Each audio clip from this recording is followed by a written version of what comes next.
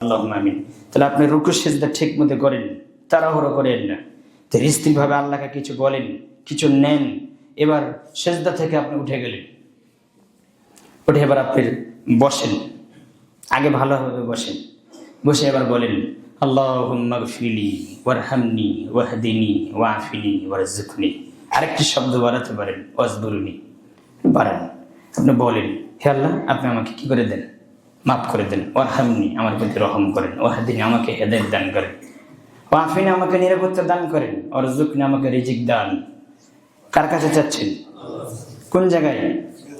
দুই সিজদার মাঝে আপনি পড়তেছেন। কিছুই যদি না করেন, শুধু বলেন আল্লাহ, আপনি আমাকে মাফ করে দেন। রব্বিক ফিরলি, রব্বিক ফিরলি, যতবার ইচ্ছে রব্বিক ফিরলি আপনি বলেন।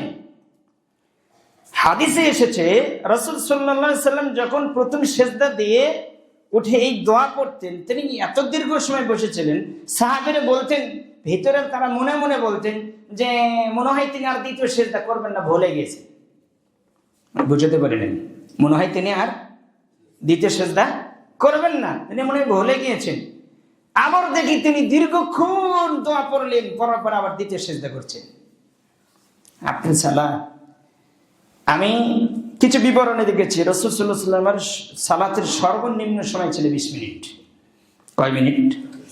সর্বনিম্ন সময় ছিল 20 মিনিট। আর ঊর্ধ্বে কত ছিল আপনাকে আমি বোঝাতে পারবো না। আর আপনার 5 মিনিটে সালাত হয়ে যায়, 6 মিনিটে সালাত হয়ে যায়, 6 মিনিটও লাগে না। যখন একা যে পড়েন, কি যে পড়েন আপনি, মানে 2 মিনিটে সালাত শেষ। এই সালাত দিয়েও জান্নাতে যাবে। জান্নাত পড়ে আছে রাস্তায়, রাস্তায় জান্নাত পড়ে আছে। যে ব্যক্তিকে আল্লাহ জান্নাত দিবে, যাকে জাহান্নাম থেকে সর্বপর্যায়ে যাকে বের করে আনা হবে, সর্বনিম্ন মানের ব্যক্তি, তাকে আল্লাহ যে জান্নাত দেবে পৃথিবীর থেকে 10 গুণ বড়। তো এই জান্নাত এমনি হবে কি করেন? সেই জান্নাতের জন্য আপনাকে দিন রাত কাটতে হবে। আল্লাহ বলছে ওয়াসারিনা মাগফিরা, তোমরা দৌড়ো, প্রতিযোগিতা করো আল্লাহর ক্ষমা পাওয়ার জন্য। আর আসমান জমিনের মতো প্রশস্ত জান্নাত, সেই জান্নাত পাওয়ার জন্য প্রতিযোগিতা করো। 34 নম্বর আয়াত, 134 সূরা ইমরানে আয়াত এসেছে। আবার 20 নম্বর আয়াত দেখবেন সূরা হাদীদে একই কথা আল্লাহ বলেছেন। আপনাকে দৌড়তে বলা হয়েছে জান্নাত পাওয়ার জন্য এবং আল্লাহর ক্ষমা পাওয়ার জন্য। আপনি সেই জান্নাতের জন্য কি প্রতিযোগিতা আছে? আপনার প্রতিযোগিতা আছে দুনিয়া গ্রাস করার জন্য। কোন জায়গায় গেলে বিজনেস এবং ইনকাম বেশি হবে, জমজট হবে, ভালো হবে। কিন্তু আপনি জান্নাতের জন্য আল্লাহর কাছে কয়দিন কেঁদেছিলেন, কয়দিন চেয়েছিলেন? দুনিয়াতে এসি, বাড়ি এবং গাড়ি এবং সব কিছু উন্নত মানের করার জন্য আপনি কত প্রতিযোগিতা করছেন, অথচ সেই বিশাল জান্নাতের জন্য আপনি একদিন ঠিক মতো আল্লাহর কাছে কাঁদেননি। আল্লাহ তুমি বোঝার মানা তুমি তৌফিক দান করো, আল্লাহুম্মা আমিন। সাহাবীরা ছিলেন জান্নাতের পাগল, আল্লাহর সন্তুষ্টির পাগল ছিলেন। তারা দুনিয়াকে লাক্তিতে ফেলে রেখেছেন পিছনে। দুনিয়ার পিছিয়ে এত কিছু লোভলাসা তাদের ছিল না। কিন্তু আজকে আমরা দুনিয়ার লোভলাসা হওয়ার কারণে এই ক্ষমতা ধরে রেখেছি, দাপট ধরে রেখেছি, অহংকার ধরে রেখেছি, একে অপরকে মারছি। কিসের জন্য বলেন তো? দুনিয়াতে বেশি দিন থাকার কারণে এবং বেশি দিন ভোগ করার কারণে। যদি আপনি মনে করতেন এই 60 বছরের জীবন আপনার কিয়ামতের মাঠে হবে 2 থেকে 3 মিনিটের সময়, তাহলে আপনি এত কিছু করতেন না। যদি আপনি ঠিক মতো বুঝতে পারতেন, আসলে আপনি বুঝতে পারেন নাই, এই জন্যই অবস্থা। আল্লাহ তুমি বোঝার মানা তুমি তৌফিক দান করো। 2 সিজদার মাঝে আপনি পড়লেন আল্লাহুম্মা গফিরলি ওয়ারহামনি ওয়াহদিনি ওয়াআফিনি ওয়ারযুকনি, দোয়া শেষ। এবার আপনি আবার কোথায় যাবেন? সিজদায় চলে যান। সিজদায় ওইরকম দোয়া পড়েন যতটুকু আপনি পারেন, পরে এবার আপনি উঠে বসেন। কি করবেন? আগে বসবেন, মানে তাকবীরের সাথে আপনি হাঁটুর উপর ভর দিয়ে আবার উঠে যাবেন না চট করে, তাহলে আর সালাত হলো না, সালাত শেষ। আগে কি করতে হবে? বসতে হবে। বসার আগে বসেন আপনি। বসে যখন আপনি বুঝবেন যে হ্যাঁ আমার শরীরের সব ভর নিতম্বর উপর পড়েছে বা পায়ের উপরে পড়েছে, তাই না? পা আপনি নিতম্বর নিচে দেন না, দিয়ে যখন আপনি বসে পড়েন তাহলে বুঝবেন যে আমার শরীরের ভর পায়ের আপনি পেন্ডেলের উপর পড়েছে। এবার যখন আপনার বসা শেষ হয়ে যায় তখন আবার ধীরে স্থির উঠতে শুনবেন আল্লাহু আকবার। আগে বসতে হবে। চট করে দ্বিতীয় সিজদা উঠেই চট করে উঠে যাচ্ছেন, দাঁড়িয়ে যাচ্ছেন, তাহলে আর সালাত পূর্ণাঙ্গ হবে না। এই সালাত দিয়ে আর জান্নাত হবে না। মানে বোঝাতে পারি না। আপনার সালাত আপনি খেয়াল করে দেখেন। এবার আপনি দ্বিতীয় রাকাতের জন্য দাঁড়ালেন। দ্বিতীয় রাকাত ওই যে প্রথম থেকে বলেছি, আপনারা দ্বিতীয় রাকাত পড়ার জন্য আপনি দাঁড়িয়েছেন। এবার আউযুবিল্লাহ হবে না, শুধু কি হবে? বিসমিল্লাহির রহমানির রহিম, সূরা ফাতিহা। সূরা ফাতিহা শেষে বিসমিল্লাহ বলে আরেকটি সূরা। যদি সূরার মাঝখান থেকে পড়েন তাহলে কি আউযুবিল্লাহ। আপনি এবার পরে আবার আপনার তাকবীর দেন, যে কান বরাবর তাকবীর দিয়ে আপনি কোথায় যান? রুকুতে যান। রুকু আপনি ধীর স্থির ভাবে করেন, সোজা হন। আপনার পিছনের নিতম্ব থেকে শুরু করে মাথা পর্যন্ত শরীরের যত ভর হয়েছে সব কার উপর দেবেন? দুই হাতের উপর ফালান। হাত দুটো রডের মতন সোজা করেন। হাতের আপনি পায়ের দুই হাঁটু আপনার ফাঁকা করে শক্ত করে ধরেন। ধরে ধীর স্থির ভাবে আপনি পড়েন। আপনি পিঠ সোজা করেন। কিছু বলার পরে তারপরে আপনি আবার উঠেন। উঠে যে বলেন কি? আবার ওই কান বরাবর হাত উঠবে। আপনি বলেন সামি আল্লাহু লিমান হামিদা রব্বানা লাকাল হামদ বা রব্বানা ওয়া লাকাল হামদ হামদান কাসীরান তাইয়্যিবান মুবারাকান ফি। আপনি পড়লেন, পরে আবার ধীর স্থির ভাবে দাঁড়িয়ে থাকলেন। ওই হাদিসে পাবেন, সহিহ বুখারীতে পাবেন আপনি 828 নম্বর হাদিস, 824 নম্বর হাদিস করে দেখবেন। রাসূল সাল্লাল্লাহু আলাইহি সাল্লামের এক সাহাবী বলছেন, আমার চাইতে রাসূল সাল্লাল্লাহু আলাইহি সাল্লামের সালাত বিশুদ্ধভাবে কেউ দেখেনি এবং আমার চাইতে কেউ মনে রাখতে পারেনি। আমি তোমাকে হুবহু রাসূল সাল্লাল্লাহু আলাইহি সাল্লামের সালাত দেখাবো। দেখেন ওই হাদিসের ভিতরে বর্ণনা করা আছে। তিনি বলে দিলেন, রাসূল সাল্লাল্লাহু আলাইহি সাল্লাম যখন রুকু থেকে দাঁড়াতেন, তিনি সোজা হয়ে দাঁড়াতেন। তখন তার শরীরের যত হাড় আছে শশী স্থানে যখন পৌঁছে যেতেন, তিনি দীর্ঘক্ষণ দাঁড়া থাকতেন আর দোয়া পড়তেন। আর আপনি তো খাড়াই হন না, দাঁড়ানি পান, একটু উঠছেন, উঠেই আপনার পিঠ বাঁকা থাকা অবস্থায় কোথায় যাচ্ছেন? সালাত বাতিল বলে গণ্য হবে। আপনি শতবার চেষ্টা করে দেখেন, আপনার সালাত যতদিন এইভাবে করেছেন ততদিন আপনার সালাত হয় নাই। রুকু থেকে আপনাকে সোজা হতে হবে। এবার যখন সোজা হবেন, দোয়া শেষ হয়ে যাবে, এবার আপনি তাকবীর দিয়ে আপনি কোথায় যাবেন? সেজদায় যাবেন। সেজদায় যে দোয়াগুলো আবার পড়েন, পা জমানো থাকবে এবং খাড়া থাকবে এবং 7 হাড়ের উপর সেজদা হবে এবং দোয়াগুলো ধীর স্থিরভাবে পড়েন এবং 28 হয়ে সেজদা। মা বোন ভালো করে শুনবেন, আপনারা তো সেজদা দেন যখন হাতি এবং যখন গাধা যখন শুয়ে যায় এবং কুকুর যখন শুয়ে পড়ে, ওইভাবে আপনি সালাত পড়েন। আল্লাহর কসম, এইভাবে যদি আপনি মরার আগ পর্যন্ত সালাত পড়েন, আপনার সালাত হবে না। পৃথিবীর কোন আলেম যদি প্রমাণ দিতে পারে তার সালাত হয়ে যাবে, তাহলে সে মিথ্যুক। আল্লাহর কসম, আপনার কিয়ামত পর্যন্ত সালাত পড়লে আপনার সালাত হবে না। মরার আগ পর্যন্ত সালাত পড়লে এইভাবে সেজদা করলে সালাত হবে না। আপনার সালাত পরিবর্তন করতে হবে। কে আপনাকে বুঝিয়েছে এইভাবে সালাত পড়তে হবে? নারীর জন্য একরকম আর পুরুষের জন্য আরেক রকম। ধর্ম কি দুটা? আর নারীর জন্য যদি আরেক রকম সালাত হতো, তাহলে মহিলাদের ভিতরে মহিলার নবী আল্লাহ তৈরি করে দিতেন। তাহলে পুরুষকে দিতেন না, পুরুষের ভিতরে আলাদা নবী দিতেন, মহিলাদের ভিতরে আলাদা দিতেন। শোনো, আমি মহিলা নবী বলছি, তোমাদের সালাত এইভাবে। মুহাম্মদ সাল্লাল্লাহু আলাইহি ওয়াসাল্লাম বলতেন, আমি মুহাম্মদ সাল্লাল্লাহু আলাইহি ওয়াসাল্লাম বলছি, পুরুষদের জন্য সালাত এইভাবে।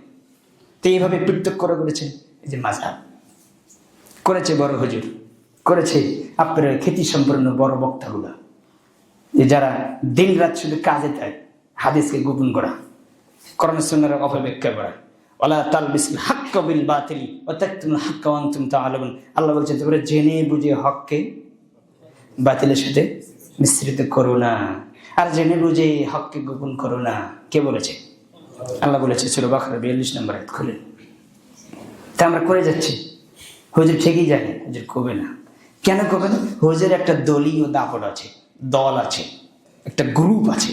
যদি বলে তাহলে ওই গ্রুপের লোকজন বলবে, তুই তো এবার লাম আযাবি হয়ে গেলি, তুই তো এবার শিয়া হয়ে গেছি, এবার তো কাদিয়ানী হয়ে গেছি, এবার তো ইহুদিদের দালা হয়ে গেছি, এবার তো কাফের হয়ে গেছি। কথা হাঁচা নেমেছে।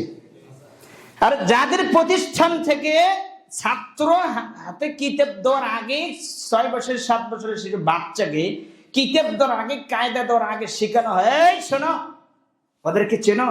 ওরা কারা? ওরা হচ্ছে আহলে হাদিস। ওদেরকে চেনো? ওরা যারা বলে আহলে হাদিস, ওদের সাথে তোমাদের কোনো সম্পর্ক নেই, কারণ ওরা এই জমিনে ইহুদিদের দালাল, ওরা কাফের, ওরা আপনার খারিজি হয়ে গেছে, ওরা কাফের হয়ে গেছে, ওরা কাদিয়ানী হয়ে গেছে। আরো কিছু বলে, কথা বুঝেননি? ওই ছোট বাচ্চাকে শিক্ষা দেওয়া হয় আমাদের বিষয়ে এইভাবে। সেখান থেকে যদি এই ছোট্ট বাচ্চাকে শিক্ষা দেওয়া হয়, তাহলে ওই বাচ্চা কি হতে পারে? আপনি দেখেন না যে ছোট বাচ্চা, 7 বছরের বাচ্চা, ও বাপ যেভাবে সালাত পড়ে ও ওভাবে সালাত পড়ে। তার মানে কি ওই বাচ্চা কি করে? অনুকরণ করে কিনা? যে সালাতের বিষয়ে মাঝখানে একটু কথা বলেন, এটা একটা আলাদা পাঠ হবে ইনশাল্লাহ।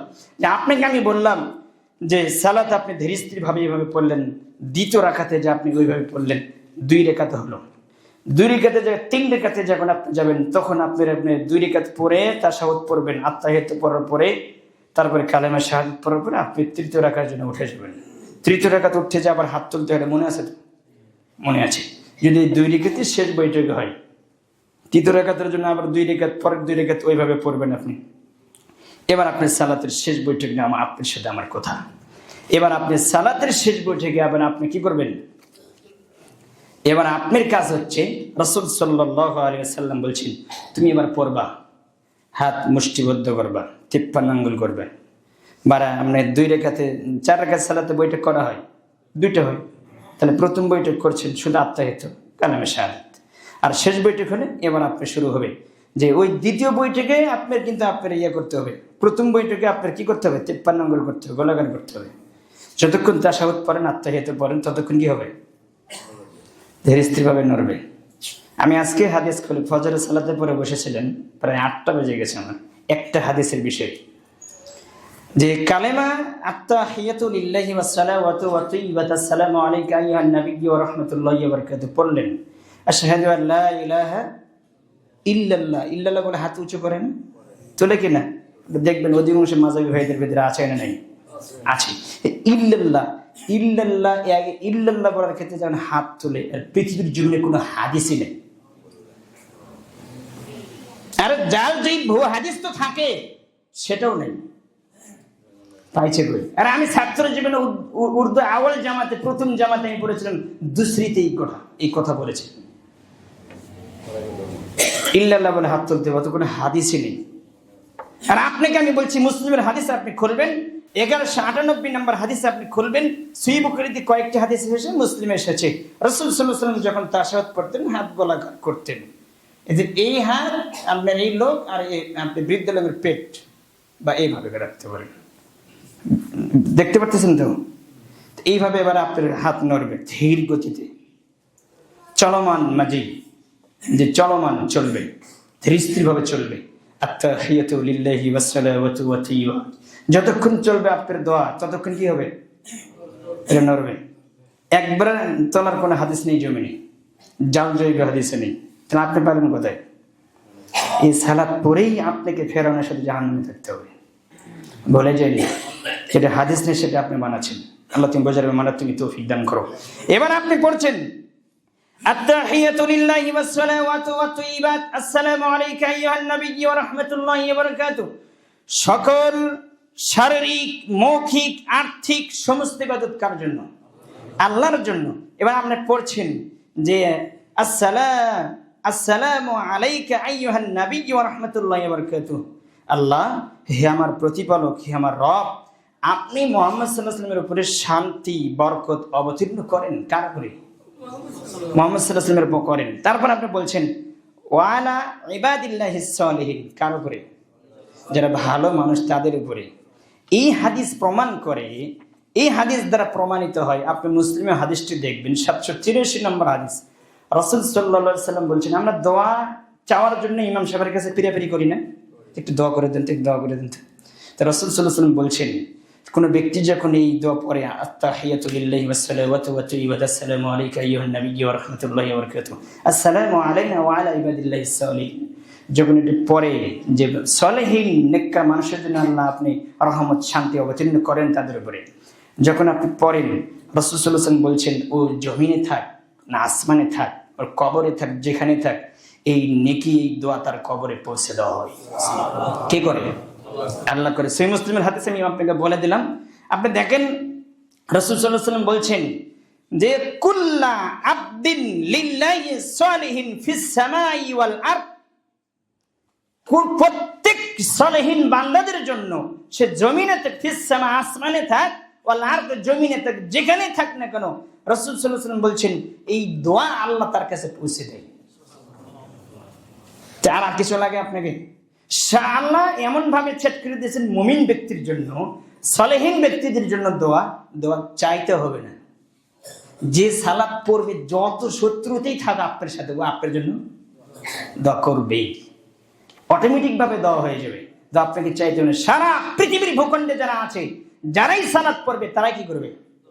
আপনার জন্য দোয়া করে যাচ্ছে, কিন্তু আপনি বুঝতে পারেননি, দোয়ালে পেরিয়ে করেন, সালাতেই বুঝেননি আপনি, এই জন্য আপনি দোয়ালে পেরিয়ে করেন। এবার আপনি পড়ছেন আশহাদু আল্লা ইলাহা ইল্লাল্লাহ, আমি সাক্ষ্য দিচ্ছি যে আল্লাহ ছাড়া প্রকৃত হক কোনো মাবুদ নেই, ওয়া আশহাদু আন্না মুহাম্মাদান আবদুহু ওয়া রাসূলুহু, আমি সাক্ষ্য দিচ্ছি মুহাম্মদ সাল্লাল্লাহু আলাইহি ওয়াসাল্লাম আল্লাহর রাসূল। আপনি পড়লেন, এবার আপনি দরুদ ইব্রাহিমে চলে গেলেন। কোথায় গেলেন? দরুদ ইব্রাহিম আপনি পড়লেন, আল্লাহুম্মা সাল্লি আলা মুহাম্মদ ওয়া আলা আলি মুহাম্মদ কামা সাল্লাইতা আলা ইব্রাহিম ওয়া আলা আলি ইব্রাহিম ইন্নাকা হামিদুম মাজিদ। আল্লাহুম্মা বারিক আলা মুহাম্মদ ওয়া আলা আলি মুহাম্মদ কামা বারাকতা আলা ইব্রাহিম ওয়া আলা আলি ইব্রাহিম ইন্নাকা হামিদুম মাজিদ। যতক্ষণ পড়বেন ততক্ষণ কি হবে? আঙ্গুল কিন্তু নাড়বে, আঙ্গুল নড়াতে হবে। রাসূল সাল্লাল্লাহু আলাইহি ওয়াসাল্লাম বলেছেন আপনাকে নড়াতে হবে। তো এই আপনি দরুদ ইব্রাহিম পড়ছেন, আপনি দোয়া করছেন। এখানে একটা কথা আমার ছেড়ে গেছে, সময় সাপেক্ষে কোনো যদি পারি আমি বলবো। কালেমা শাহাদাত যে প্রত্যেক ব্যক্তি যখন সালাত পড়ে, যখন কালেমা শাহাদাত পড়ে না, আত্মাহিয়াতের পরে, রাসূল সাল্লাল্লাহু আলাইহি ওয়াসাল্লাম কি বলছেন জানেন? যখন সে কালেমা শাহাদাত পড়ে, যখন পড়া শেষ হয়েছে, এবারে আল্লাহ বলতেছে বান্দা এবার তুমি যা চাও, তুমি যা চাও আমি তাই দিব, কারণ তুমি এবার স্বীকৃতি দিয়েছো কাকে? মুহাম্মদ সাল্লাল্লাহু আলাইহি ওয়াসাল্লামকে স্বীকৃতি দিয়েছো, তুমি এবার যা চাও তুমি চাও আমি তুমি তাই দেবো। তাই দেবো মানে রাসূল সাল্লাল্লাহু আলাইহি ওয়াসাল্লাম বলছেন সারা পৃথিবীতে যা কিছু আছে, আসমান এবং জমিনের ভিতরে, 7 আসমান 7 জমি তোমার যদি বিপক্ষে চলে যায়, রাসূল সাল্লাল্লাহু আলাইহি ওয়াসাল্লাম বলছেন তোমার এই কালেমা যদি স্বীকৃতিতে তোমার যদি ঠিক থাকে, তাহলে এই কালেমার সাথে সারা পৃথিবীর 7 আসমান 7 জমি ভেঙে চৌচির করে দেবে।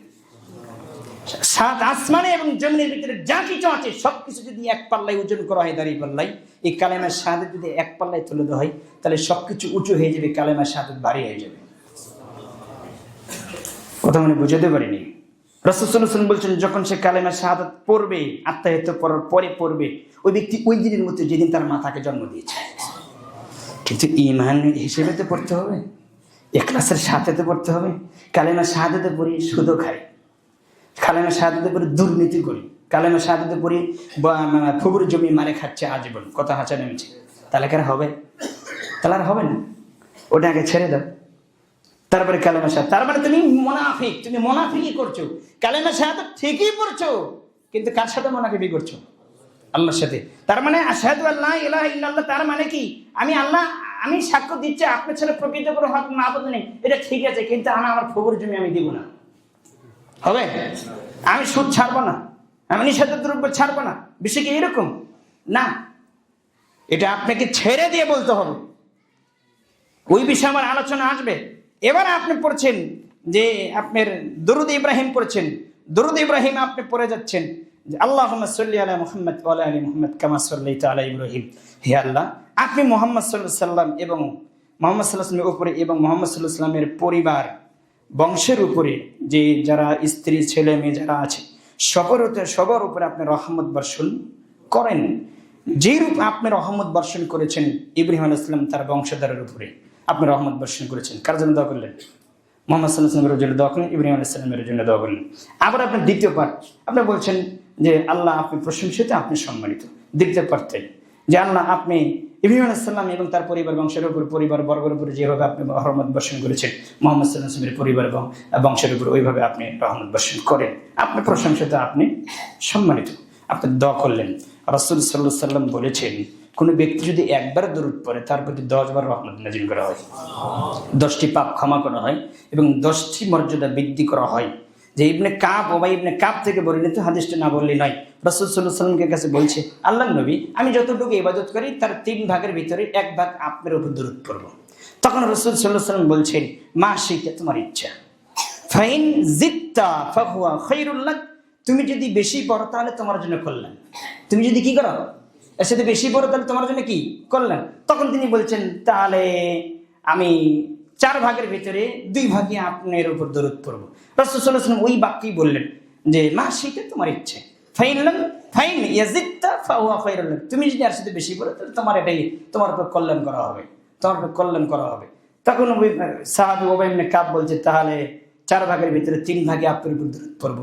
রাসূল সাল্লাল্লাহু আলাইহি ওয়াসাল্লাম আর বললেন, মা শাইতা ফাইলাম ইয়াজিদতা ফাহুয়া খায়রুল লাক, যে তোমার ইচ্ছে তুমি যদি পড়ো সেটা তোমার জন্য লাভ, আর যদি তুমি বেশি পড়ো তাহলে তোমার উপর কল্যাণ করা হবে, তুমি কল্যাণের ভিতরে থাকবে। তখন ওই সাহাবী বলছেন, উবাই ইবনে কাব বলছেন, তাহলে আমি যত ইবাদত করি সবসময় আপনার উপর দরুদ পড়বো, সবসময় আপনার উপর দরুদ পড়বো, পুরো ইবাদতই আপনার জন্য দরুদ পড়বো। তখন রাসূল সাল্লাল্লাহু আলাইহি ওয়াসাল্লাম বাক্য চেঞ্জ করে দিলেন, পরিবর্তন করতে বলছেন যে কুলতু আজআলু লাকা সালাতি কুল্লাহা, প্রত্যেক সালাত পুরো ইবাদতই আপনার জন্য আমি দরুদ পড়বো সবসময়। তখন রাসূল সাল্লাল্লাহু আলাইহি ওয়াসাল্লাম বলছেন, কালা ইযা ইয়াকফি হামকা ওয়া ইয়াগফিরু লাকা যামকা, তাহলে তোমার জন্য 2টি লাভ হবে। কি? তোমার যত পাপ আছে আল্লাহ ক্ষমা করে দিবে, 1। 2 নম্বর হচ্ছে তুমি যদি আমার উপর সবসময় দরুদ পড়ো, তুমি যা চাও যেই বিষয়ে বলো আল্লাহ সেটাই শুনবে। বাক্য চেঞ্জ হয়েছে কিনা? পরিবর্তন হয়নি? তাহলে বেশি বেশি কি করবেন? দরুদ পড়বেন। তাহলে আল্লাহুম্মা সাল্লি আলা সাইয়্যিদিনা মাওলানা, এটা না, এটা হুজুর বানাচ্ছে। এই দরুদের মধ্যে শিরিক আছে, সাবধান থাকেন। যতবার পড়বে ততবার পাপ হবে। আর ওই 50,000 টাকা দিয়ে বক্তা এসে ওই দরুদ আপনাকে শোনাচ্ছেন, আল্লাহুম্মা সাল্লি আলা সাইয়্যিদিনা মাওলানা, হুজুর এখনো বোকায় আছে। এই আপনার ফেসবুক আর ইউটিউবের সময়, যে প্রযুক্তির সময়, এখনো হুজুর ওই দোয়া এখনো পড়েই যাচ্ছে, তাহলে ও জাহেল না? অতএব এটা বলে নাই। রাসূল সাল্লাল্লাহু আলাইহি ওয়াসাল্লাম বলছেন, আপনার সূরা আহজাব খুলে দেখবেন, সূরা আহজাবের 56 নম্বর আয়াত, আল্লাহ সুবহানাহু ওয়া তাআলা আমাদেরকে মুহাম্মদ সাল্লাল্লাহু আলাইহি ওয়াসাল্লাম কি পড়তে বলেছে? দরুদ পড়তে বলেছে। আল্লাহ মুহাম্মদ সাল্লাল্লাহু আলাইহি ওয়াসাল্লামকে অনুগ্রহ করেছেন, ফেরেশতারাও দরুদ পড়ে, আমাদেরকে দরুদ পড়তে বলা হয়েছে। রাসূল সাল্লাল্লাহু আলাইহি ওয়াসাল্লাম বলেছেন, আহজাবের 56 নম্বর আয়াতকে আপনি খুলে দেখবেন, 33 নম্বর সূরা, তাহলে আপনি দরুদ ইব্রাহিম বেশি বেশি পড়বেন, যত পড়বেন তত পাপ ক্ষমা, যত পড়বেন তত পাপ ক্ষমা। দরুদ ইব্রাহিমের এত পাওয়ার আল্লাহ দিয়েছেন, অতএব আপনি পড়বেন। তারপরে এবার আপনার দোয়া হচ্ছে, আল্লাহুম্মা ইন্নী যালামতু নাফসি যুলমান কাসীরা ওয়া লা ইয়াগফিরু যুনুবা ইল্লা আনতা ফাগফির লি মাগফিরাতাম মিন ইনদিকা ওয়ারহামনি ইন্নাকা আনতাল গফুর। হে আল্লাহ, আমি নিজের উপর অধিক জুলুম করেছি, আপনি ছাড়া কে আমার পাপসমূহ অপরাধসমূহ ক্ষমা করার? আর কেউ নাই, কে ক্ষমা করবে আমাকে? আপনি ছাড়া কেউ ক্ষমা করার নেই। আপনার পক্ষ থেকে আমাকে তা ক্ষমা করে দিন, আপনি ক্ষমা করে দিন। ক্ষমা একমাত্র আপনার নিকট হতেই হয়, আপনার নিকট থেকেই পাওয়া যায়। অতএব আপনি ক্ষমা করার মালিক, আপনি আমাকে কি করে দেন? ক্ষমা করে দেন, আমার উপর রহমত বর্ষণ করেন। নিশ্চয় আপনি কি ক্ষমাশীল এবং দয়ালু।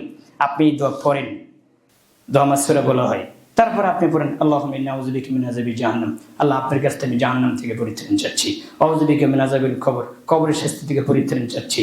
আউযু বিকা মিন ফিতনাতিল মাসিহিদ দাজ্জাল, দাজ্জালের ফিতনা থেকে পরিত্রাণ চাচ্ছি। আউযু বিকা মিন ফিতনাতিল মাহইয়া ওয়াল মামাত, জীবন এবং মৃত্যুর পরীক্ষা থেকে আপনার কাছে পরিত্রাণ চাচ্ছি।